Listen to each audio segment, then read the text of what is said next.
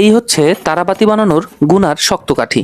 এগুলোকে প্রথমে বালুর মধ্যে ঘষে নিল, যার কারণে এগুলোতে আর জং ধরবে না। এরপর এই শক্ত কাঠিগুলো একটি কাঠের ফাঁকার মধ্যে এরকম একটি একটি করে দিয়ে দেওয়া হয়। এরপর এই কাঠিগুলোকে কাঠের চিপায় চাপ দিয়ে রাখা হয় যাতে করে এই কাঠিগুলো পড়ে না যায়। এরপর নিয়ে আসা হয় তারাবাতির মশলাপাতি।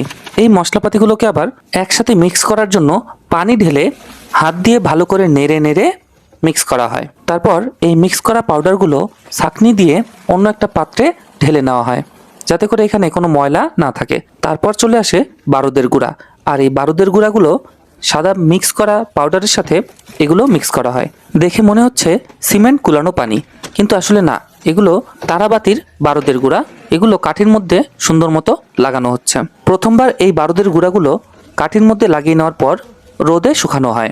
একইভাবে দ্বিতীয়বার আবার এই বারুদের গুঁড়াগুলো হাতে ভালো করে মিক্স করা হয়। হাত দিয়ে ভালোভাবে মিক্স করার পর সেই শুকনো কাঠিগুলো আবার এনে দ্বিতীয়বারের মতো মিক্স করা বারুদগুলো আবার কাঠের মধ্যে লাগানো হয় যাতে করে কাঠিগুলোর মধ্যে একটু মোটা শেপ আসে।